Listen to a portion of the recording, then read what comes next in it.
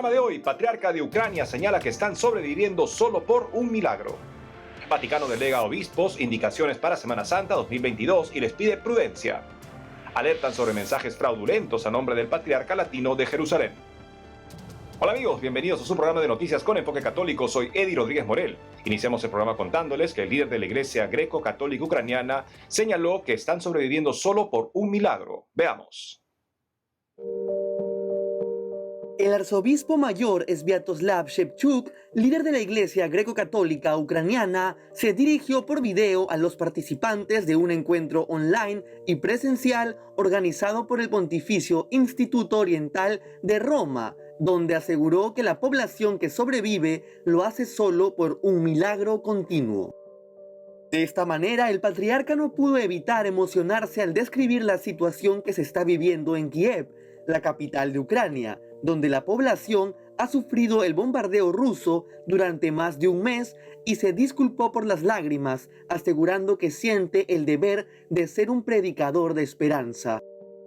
Desde que los soldados rusos invadieron Ucrania el pasado 24 de febrero, su beatitud Sviatoslav Shevchuk ha ido publicando cada día un videomensaje que se ha convertido en una importante fuente sobre lo que está ocurriendo en Ucrania. Al respecto, el patriarca explicó que estos mensajes eran espontáneos para que todos supieran que está vivo y que la ciudad de Kiev también lo está. El arzobispo mayor dijo también que el día de la invasión con sus sacerdotes intentó averiguar qué podían hacer para ayudar, ya que había puentes cerrados. Muchas personas que trataban de salir de la ciudad quedaron atrapadas y se presentaron en la catedral para refugiarse. Finalmente, el patriarca calificó de milagro haber podido contar su historia desde Kiev y dijo que nadie entiende cómo han podido resistir durante tanto tiempo. Es la fuerza del pueblo ucraniano la que sorprende al mundo, sorprende a todos. En otras noticias, el Vaticano delegó a los obispos indicaciones para la Semana Santa 2022 y les pidió prudencia. La Congregación para el Culto Divino y la Disciplina de los Sacramentos en el Vaticano publicó una nota en la que delega a los obispos y a las conferencias episcopales el dar las indicaciones para la celebración de la Semana Santa 2022 en vista de la disminución de la pandemia del coronavirus. En el texto, la congregación indicó que no pretenden ofrecer más orientaciones para las celebraciones de la Semana Santa, ya que la experiencia que han adquirido las conferencias episcopales en los últimos años permite ciertamente afrontar las diversas situaciones del modo más adecuado. Esto, precisó la nota, se debe hacer vigilando que siempre sean observadas las normas rituales contenidas en los libros litúrgicos. Por tanto, añadió la nota vaticana, solo invitan a todos a la prudencia, evitando gestos y comportamientos que podrían conllevar riesgos. Asimismo, la congregación también subrayó la importancia de rezar por el fin de los conflictos, especialmente por Ucrania, que ha sido invadida por Rusia, para que, como ha dicho el Papa Francisco, cese esta guerra repugnante. A continuación, conozcamos las celebraciones que presidirá el Santo Padre durante Semana Santa.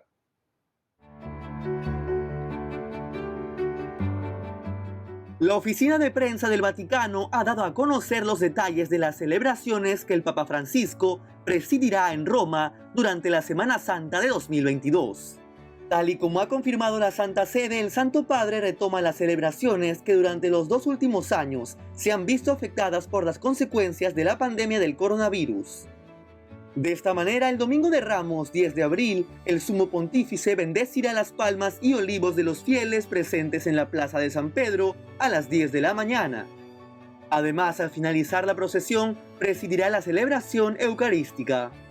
Luego, el 14 de abril, Jueves Santo, el obispo de Roma celebrará la misa crismal en la Basílica de San Pedro a las 9:30 de la mañana, junto a los patriarcas, cardenales, arzobispos, obispos y presbíteros presentes en Roma. A continuación, el 15 de abril, Viernes Santo, el Papa Francisco presidirá la celebración de la Pasión del Señor en la Basílica de San Pedro a las 5 de la tarde, y el esperado Vía Crucis, que había sido suspendido 2 años consecutivos debido a la pandemia, tendrá lugar a las 9:15 de la noche en el Coliseo. Asimismo, el sábado santo 16 de abril, el Santo Padre celebrará la vigilia pascual en la Basílica de San Pedro a las 7:30 p.m. Por último, el 17 de abril, domingo de Resurrección, el Sumo Pontífice presidirá la misa en la Basílica de San Pedro a las 10 de la mañana. Al final de la celebración, desde el balcón central de la Basílica, impartirá la bendición Urbi et Orbi para la ciudad y el mundo. Por otro lado, se dio a conocer el lema del viaje del Papa Francisco a Sudán del Sur. El Papa Francisco realizará un viaje apostólico a Sudán del Sur del 5 al 7 de julio, el cual tiene como lema "Rezo para que todos sean uno", y se realizará luego de visitar la República Democrática del Congo del 2 al 5 de julio. Como se dio a conocer, el lema publicado por la Oficina de la Santa Sede ha sido tomado de la oración sacerdotal del Evangelio según San Juan.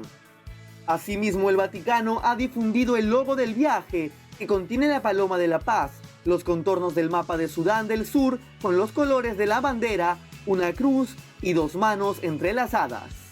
Al respecto, en el logotipo se puede apreciar a la paloma, que se sitúa sobre el mapa de Sudán del Sur, portando una rama de olivo como símbolo de paz. A su vez, dos manos se estrechan como signo de reconciliación entre las tribus que forman la nación. Además, la cruz en tonos marrones representa la herencia cristiana del país y la historia de sufrimiento de su pueblo. Junto a esta cruz se puede leer Papa Francisco en Sudán del Sur y la fecha del viaje apostólico. Y nos enlazamos con nuestro corresponsal en México, Diego López Colín, quien nos trae información sobre las diócesis donde los problemas de violencia son altos, pero donde también brilla una luz de esperanza. Adelante, Diego. Hola amigos, los saludo desde la parroquia de la Sagrada Familia en la Ciudad de México. En esta ocasión quiero comenzar mi enlace contándoles que una de las diócesis más lastimadas por la violencia anunció que destinará parte de sus recursos económicos para enviar ayuda humanitaria a Ucrania. La diócesis de Apatzingán informó que recaudó alrededor de $4,000, mismos que serán enviados a la Conferencia del Episcopado Mexicano como un aporte de la comunidad católica de esta región para solucionar los conflictos derivados de la invasión armada rusa. El obispo, Monseñor Cristóbal Asensio García, informó que a pesar de la situación que se vive en Tierra Caliente, Michoacán, en la colecta anual de la ciudad de este año lograron recaudar cerca de $12,000, de los cuales se llegó al acuerdo de destinar el 33% para dar mano a quienes están siendo azotados en estos momentos por el horror de la guerra y el resto a las necesidades de la iglesia local. Es importante destacar que la diócesis está aterrorizada desde hace varios años por la lucha de grupos criminales que desean el control de la zona, por lo que ésta ha tenido que apoyar a los desplazados y a las familias con necesidades. Pasando a otra información, les comento que los jesuitas en México reconocieron las buenas prácticas que ha tenido la policía en diferentes zonas del país y cómo estas acciones han beneficiado a la sociedad. El Centro de Investigación y Acción Social por la Paz, obra de la Compañía de Jesús, dio a conocer el resultado del estudio realizado en 8 de los municipios del país que han logrado sostener bajos índices delictivos. La investigación indica que el crimen continúa teniendo un impacto dramático en el desarrollo económico, social y territorial de las comunidades, sobre todo cuando la mayoría de los recursos se asignan al uso de la fuerza y la violencia para combatirlos, más no a su prevención y tampoco a la colaboración de la ciudadanía e instituciones imprescindibles como la Iglesia. En los municipios en donde se encontró que se realizan acciones destacables fueron Chihuahua en Chihuahua, Saltillo en Coahuila, San Pedro Garza García, San Nicolás de la Garza y General Escobedo en Nuevo León, Cherán y Tacíntaro en Michoacán y Nezahualcóyotl en el Estado de México. Con este estudio, que se puede consultar en la página ciasporlapaz.org, se pretende aportar a la relación entre la reconstrucción del tejido social y la producción de seguridad ciudadana. Y finalmente quiero contarles que la Arquidiócesis de León va a realizar una semana especial de oración por los presos y por todas sus familias. Debido al abandono, especialmente espiritual, que sufre este sector de la población, la Pastoral Penitenciaria organizó una jornada que constatará de horas santas, celebraciones eucarísticas, rosarios y eventos culturales en las parroquias de esta zona del estado de Guanajuato, la cual culminará con una misa el 3 de abril desde la Catedral Basílica Metropolitana de la Madre Santísima de la Luz. La intención también será buscar la conciencia en la sociedad y dar a conocer el trabajo que la Iglesia realiza por quienes están privados de su libertad. Amigos, esto es toda la información que tengo desde la Ciudad de México. Les mando a todos un fuerte abrazo hasta el estudio. Reportó para WTN Noticias, Diego López. Gracias, Diego. En otras informaciones se han dado alertas sobre mensajes fraudulentos a nombre del Patriarca Latino de Jerusalén. Conozcamos los detalles. El padre Davide Milei, canciller del Patriarcado Latino de Jerusalén, alertó el lunes que a través de un correo electrónico se están enviando mensajes falsos usando el nombre del patriarca latino, Monseñor Pierbattista Pizzaballa. La agencia vaticana Fides explicó que estos mensajes tienen como finalidad extorsionar a personas que desconocen las formas agresivas de engaño implementadas por delincuentes que utilizan la web y las redes sociales. De esta manera, precisó que el patriarcado está llamando a la feligresía a estar atenta a los nuevos sistemas utilizados para extorsionar a personas sensibles a las solicitudes de ayuda económica realizadas en nombre de instituciones dignas, promotoras de obras de caridad en contextos marcados por la pobreza y la privación. En ese sentido, Fides recordó que las estafas digitales que usan sistemas de correo electrónico también pueden usar logotipos de empresas reales, nombres reales de personas conocidas y otras herramientas similares para parecer auténticas.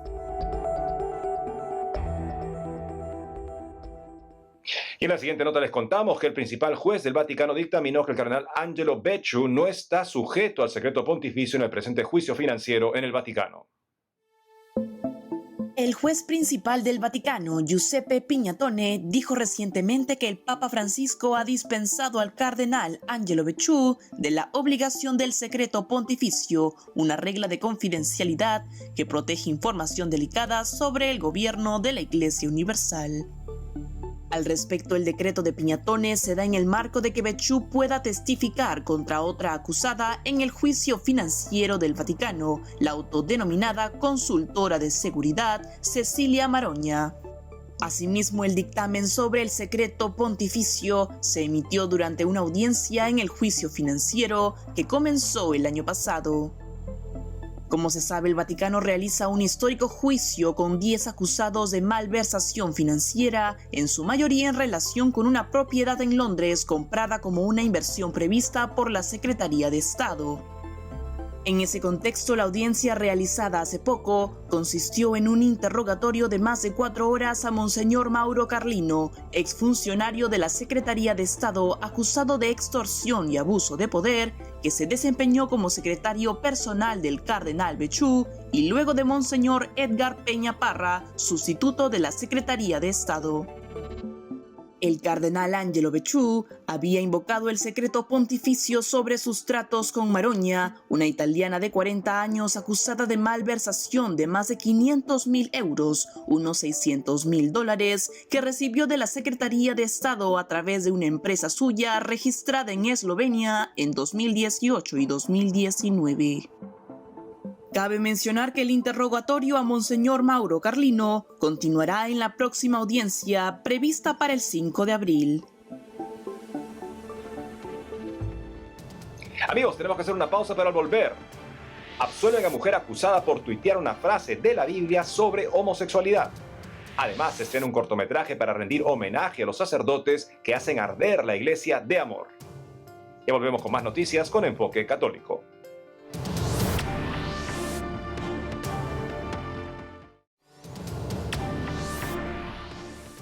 Bienvenidos nuevamente al programa.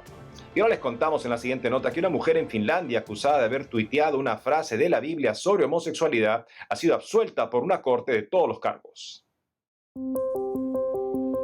En estos días, una corte en Helsinki, en Finlandia, absolvió a la exministra finlandesa Päivi Räsänen, juzgada por publicar un versículo de la Biblia en redes sociales, incitando, según la denuncia, al odio contra los homosexuales. También se han retirado los cargos en contra del obispo luterano Juhana Pohjola, acusado de haber publicitado un folleto en el que Räsänen defendía el concepto de familia tradicional.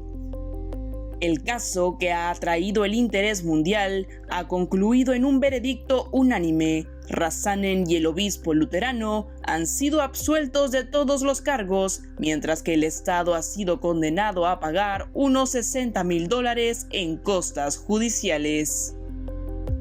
La sentencia ha declarado que no corresponde al Tribunal de Distrito interpretar los conceptos bíblicos y que Rasanen ha intentado defender el concepto de familia y matrimonio entre un hombre y una mujer. Cabe mencionar que tras el veredicto, Päivi Räsänen agradeció la atención y las oraciones de las personas que habían seguido el caso y explicó que la decisión de la Fiscalía tiene consecuencias no solo respecto a la libertad religiosa, sino también para la libertad de expresión. Y ahora nos conectamos con nuestro director de noticias, Alejandro Bermúdez, que nos hará un breve análisis sobre la instrucción que publicó la Congregación para la Educación Católica, en la que se pide a las instituciones educativas eclesiales confirmar su identidad católica. Adelante, Alejandro. Amigos de EWTN Noticias, un gusto estar una vez más con ustedes. Muchos eventos a lo largo de esta semana, incluyendo el viaje del Papa a Malta, la actividad muy importante de la Iglesia en el conflicto de Ucrania, de la guerra y la invasión rusa a Ucrania, puede habernos distraído de un documento sumamente importante, especialmente para los papás y los abuelos de niños o jóvenes que están estudiando en escuelas católicas. ¿Y a qué me refiero? Es una noticia que hemos cubierto en el noticiero y se trata de una instrucción publicada por la Congregación para la Educación Católica en el Vaticano que explica ampliamente y renueva cuál es el concepto de un colegio o de una escuela católica. Y este texto es muy importante. Es un texto relativamente extenso, pero es un texto muy preciso. Y la razón por la cual tenemos que prestarle atención es porque los padres y muchas veces los abuelos que están involucrados en la formación cristiana de sus hijos tienen que saber si estas condiciones explicadas en el documento de manera muy clara y sencilla, se están cumpliendo en la escuela católica donde sus hijos o nietos están yendo o están recibiendo formación. ¿Por qué? Porque lamentablemente muchas escuelas se presentan como católicas, a veces directamente porque son propiedad de congregaciones religiosas, y el documento habla sobre la responsabilidad que tienen las congregaciones religiosas dedicadas a la educación, ¿no? O también son escuelas que, aunque no se llaman católicas, se presentan como escuelas con un componente católico importante, y eso es lo que lleva a que muchos padres escojan ese tipo de escuelas. Pensemos, por ejemplo, en las escuelas llamadas concertadas en España, muchas de ellas. En general, el documento está básicamente llamando a una renovación de la identidad católica de estas escuelas. Que estas escuelas no se pueden llamar católicas simplemente porque son propiedad de una congregación o de un instituto religioso y porque enseñan la hora de religión y tienen una que otra imagen religiosa en el colegio o tienen alguna persona reconocida, una religiosa, un religioso, un consagrado, un sacerdote, como parte importante, digamos, del equipo que dirige esta escuela. Eso ni remotamente basta para que una escuela sea católica. Y como digo, el documento no es larguísimo, pero como es un documento detallado, es relativamente extenso, entonces no pretendo acá poder resumirlo. Justamente a lo que quiero alentarlos es a que lo lean. Está en la página de Así Prensa y está también en la página oficial del Vaticano en distintos idiomas, incluyendo el español. Pero dos cosas me llaman la atención respecto de este documento. La primera es que pide que la identidad católica de una escuela que se llama católica, de un colegio que se llama católico, sea evidente en todos sus niveles, ¿no? Y incluso el documento habla de los alumnos, de los padres de familia, que, insiste el documento, son los primeros responsables y los primeros educadores de los hijos, del profesorado y del equipo técnico, ¿no? Eso quiere decir que idealmente en una escuela católica todos los que participan de ellas tienen que ser personas que entienden su trabajo como parte del proceso evangelizador.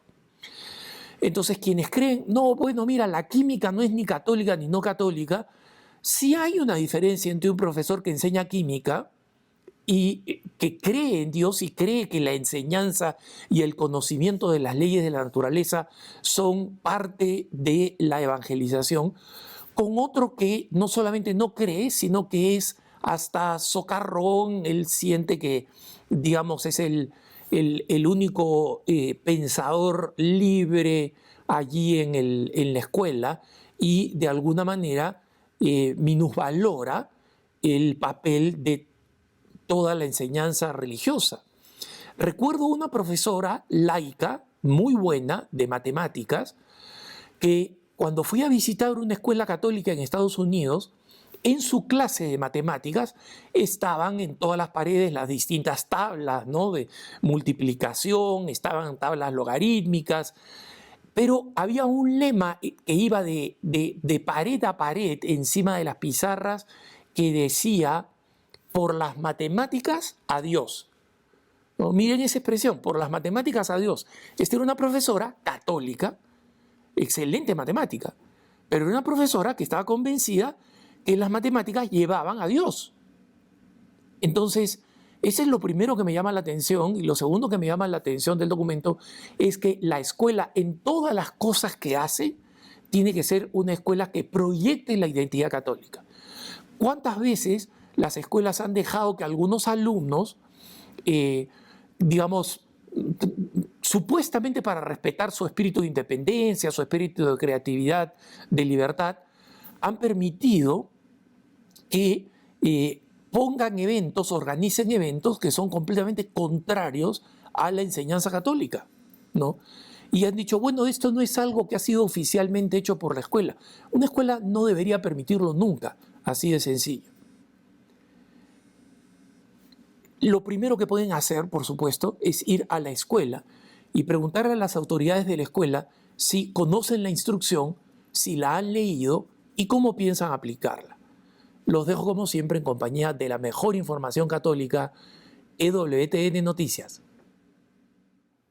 Gracias, Alejandro. Ahora les comentamos que se estrenó un cortometraje en el que se rinde homenaje a los sacerdotes que hacen arder la iglesia de amor. Veamos.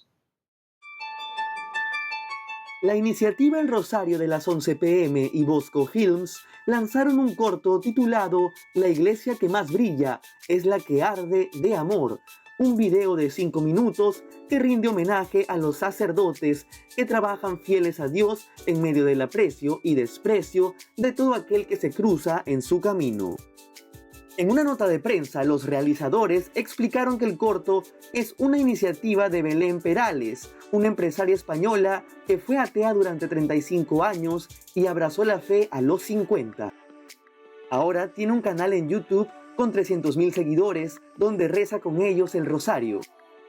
En el corto se puede ver desde la mirada del sacerdote, el desprecio y recelo de algunas personas, el servicio del presbítero en la confesión, en la Santa Misa, y cómo asiste espiritualmente a los necesitados y a los matrimonios con problemas.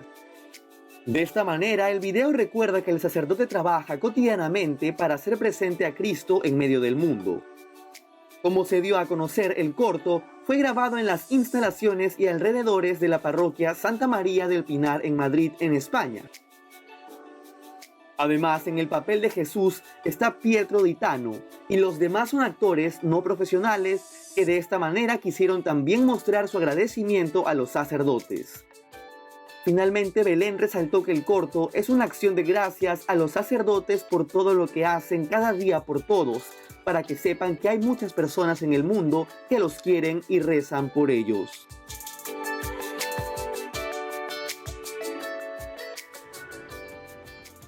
Y eso es todo por hoy, amigos. Gracias por haber estado con nosotros. No dejen de seguirnos en las redes sociales y también de lunes a viernes a las 12 del mediodía, hora de Miami, por Radio Católica Mundial en su programa Más que Noticias con un servidor. Hasta entonces.